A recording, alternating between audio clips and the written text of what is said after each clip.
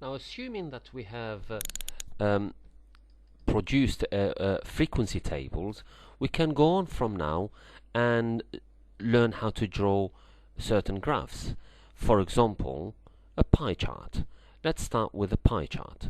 Okay, to draw all graphs, first you have to have your frequency table somewhere on the worksheet, and then you go to Insert, and then from the Insert in the Chart group you call upon any a type of graph you want to draw. So in this case we'll draw a pie chart.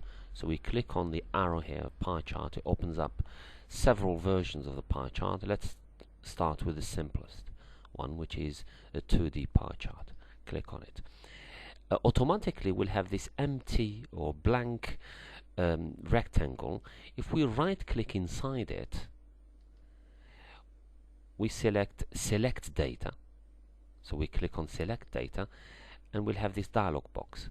In order to draw a graph, we need to have some data. So we click on add. Here we have a series name. In this case, we want to draw this frequency table here on marital status. So we click marital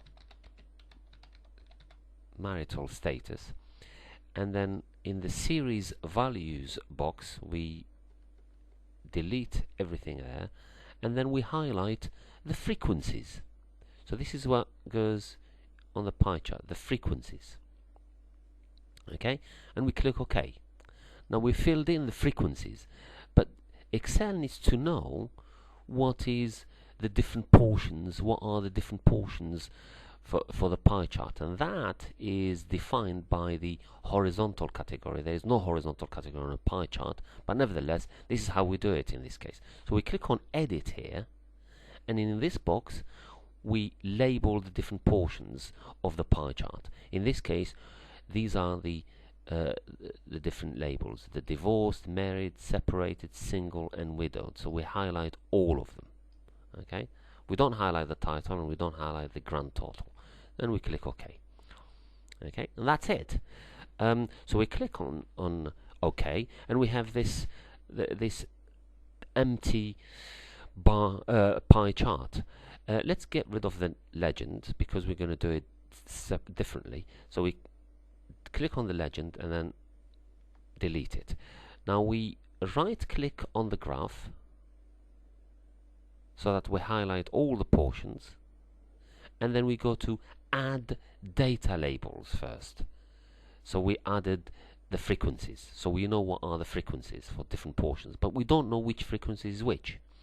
Okay, so we right click then again on the pie chart as it is selected, and now we're going to format the data labels that we've just introduced. So we click on format data labels. In here we've got interesting stuff. First we can have the series name, right? Or we can get rid of that and then we do only the categories name. So we click on categories name.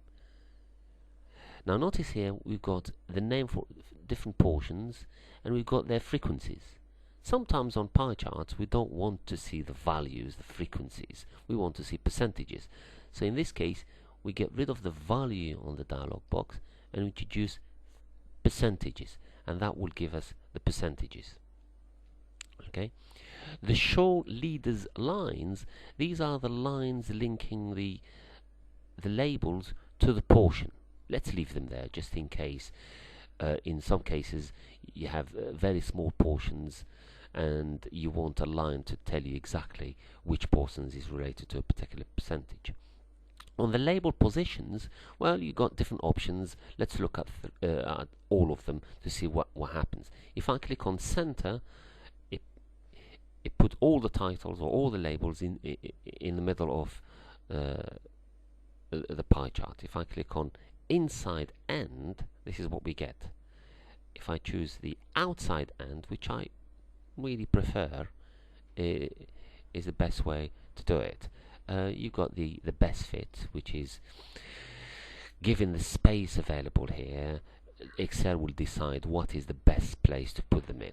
Okay, you've got the to include the legend key in labels, which is these dots here with different colors, but we don't really need them here in this case because we can clearly see which one is which.